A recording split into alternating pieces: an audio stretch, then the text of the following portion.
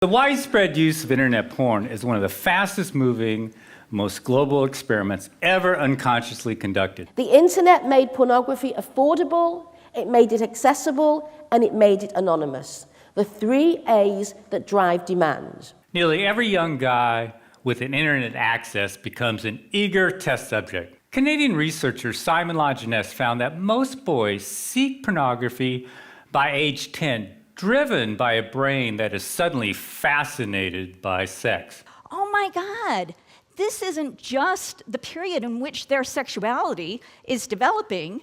This is the period in which their mind is developing as well, and their peer relationships are developing as well. So I started to look at the research and see how this overexposure to pornography was impacting their development, not just sexually, but mentally, and also psychologically. Users perceive internet porn as far more compelling than porn of the past. Why is that? Unending novelty. In this Australian experiment, it's not mere nudity, but novelty that gets arousal skyrocketing. Subjects watched 22 porn displays. See that spike? That's where the researchers switched to porn the guys hadn't seen before. What happened? Their erections and their brains fired up. The problem is, in many cases, it becomes addictive. It's both the number of hours you play, but also addiction, it's an arousal addiction. Once you start playing, you need it more and more. So the psychological addiction is when I'm not playing the game, I'm thinking about it. When I'm in class, I wish I were playing the game. When we're having a family dinner, I wish I was playing the game. And pornography is the same. That addiction is a preference for this over everything else in the world, and everything else in the world gets boring. School gets boring, and now even girls get boring compared to what they see in pornography. Mother Nature likes to keep a male fertilizing willing females as long as any new ones are around. In that top line, the ram, he needs more and more time to mate with the same old ewe. But if you keep switching females, the bottom line, well, it's just not the same. He can get the job done in 2 minutes flat and keep going until he is utterly exhausted. This is known as the Coolidge effect. Without the Coolidge effect, there would be no internet porn. And the arousal addiction, as I mentioned, in drug addiction, you want more of the same. You want more heroin, you want more cocaine. Here, what you want is novelty. You want change. And the video industry is going to give you change, and the pornography industry has infinite variety. This old mammalian program, the Coolidge effect, perceives each novel female on a guy's screen as a genetic opportunity. To keep a guy fertilizing the screen, his brain releases the go-get-it neurochemical dopamine for each novel mate or image. Eventually, the ram will tire, but as long as the guy can keep clicking, he can keep going, and so will his dopamine. The addictive properties of live action porn consumption parallel that of cocaine, especially on developing minds. Users require more extreme and deviant forms of pornography to get the same level of satisfaction, leading them to risk their education, jobs, and relationships while compulsively searching for novel scenes. With internet porn, a guy can see more hot babes in 10 minutes than his ancestors could see in several lifetimes. The problem is he has a hunter-gatherer brain. Young men are trapped in what we call present hedonistic mode. Young men, in general, are more present-oriented than older people in the society. But when you get trapped in a present hedonistic mode, all you want is pleasure and avoid pain. You never plan. You never have contingencies. You never set an agenda. You cannot succeed in any society if you are present hedonistic.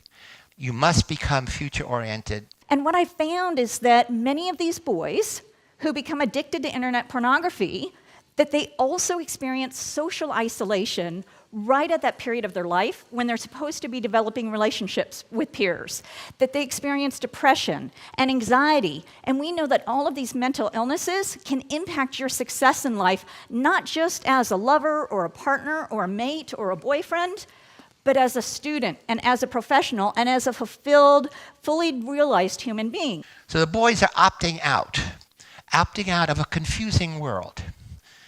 They're isolating themselves in a safer, simpler place. They also have underdeveloped rewards systems in their brain. They're going into virtual worlds.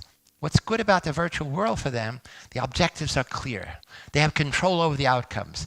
They have no fear. You never get rejected. All of a sudden, instead of having their sexual arousal defined by their interactions with peers, but it used to be talking, attraction, touch that helped them to develop their sexuality along with that most powerful of sexual organs, our mind. The problem is they are sacrificing being in the real world of us, real world of flesh and blood, and they don't know they're sacrificing it. Arousal addiction symptoms are easily mistaken for such things as ADHD, social anxiety, depression, concentration problems, performance anxiety, OCD, and a host of others.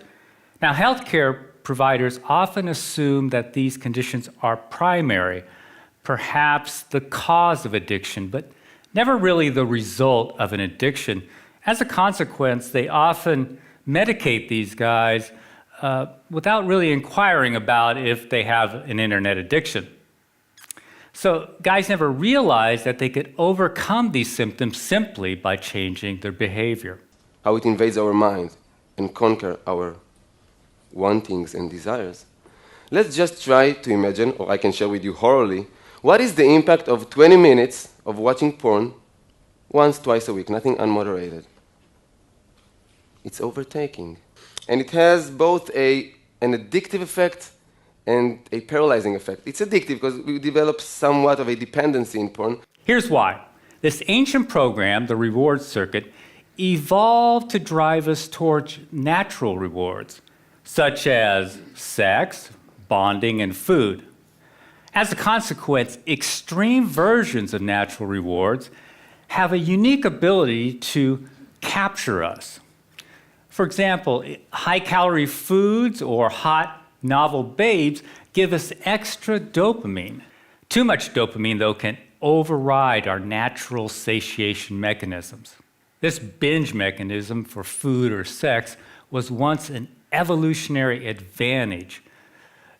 In essence, it is getting it while the getting is good. Now, you can think of wolves packing away 20 pounds of meat per kill, or it's mating season and you're the alpha male. What if mating season never ends? If the binging continues, the delta phos-B builds up and it can lead to brain changes seen in all addicts.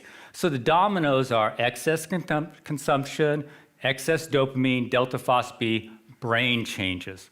You got to understand that what's happening in your mind, as it ingrains itself physically, also ingrains itself psychologically, right? So the habits of the mind can translate into character behavior. One of the first changes is a numb pleasure response. It kicks in, and so everyday pleasures really don't satisfy a porn addict. At the same time, other physical changes in the brain make the brain hyperreactive to porn.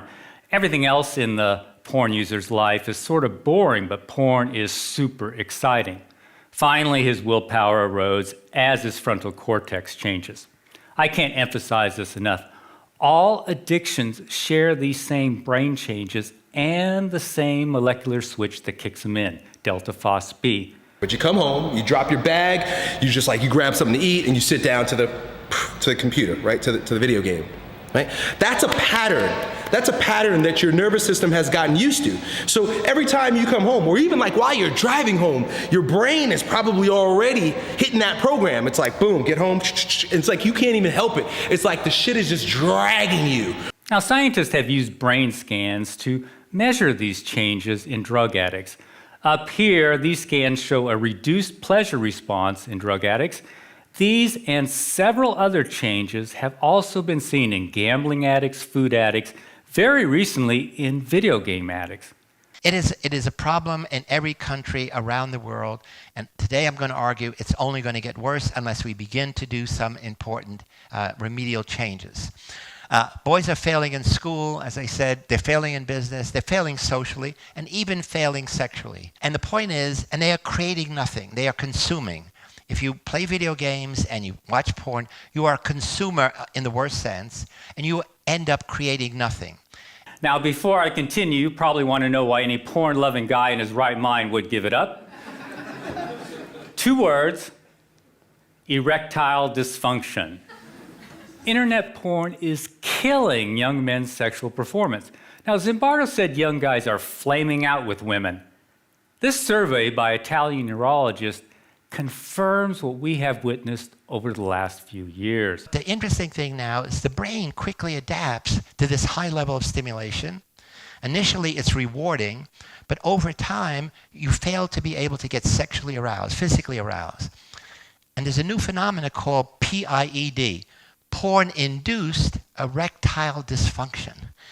It starts with lower reactions to porn sites, then there is a general drop in libido, and in the end, it becomes impossible to get an erection. There are 3 takeaways from this. First, Foresta is describing a classic addiction process: gradual desensitization. In addition to that, I started to look at the brain research, because what we know today is that the brain is not fully developed at 7, despite what we thought 40 years ago. It actually is continuing to develop during your teens and your 20s. And all of a sudden, I discovered that boys' brains, when they're exposed to a lot of pornography, they have underdeveloped connections to their prefrontal cortex. Oh my goodness! That prefrontal cortex, that's our intellectual maturity. That's where our rational thought is. That's where our reason is. That's the control tower of our brain. Today's young teens start on high-speed internet when their brains are at their peak of dopamine production and neuroplasticity. It conquers your mind, and it invades your brain, and I lost my ability to imagine. Their brains are becoming digitally rewired because they are spending so much time in this new digital world. So I stopped watching porn for my personal well-being, my intimate communication, my private erotic life, my, reclaiming control and responsibility over my mind. Leo Tolstoy said that everyone thinks of changing the world, but no one thinks of changing himself. Break fucking habits that are not helping you become a stronger version of yourself. You see them, you know they're there. Be honest about it. If it's taking you off track, just get rid of it. Peace.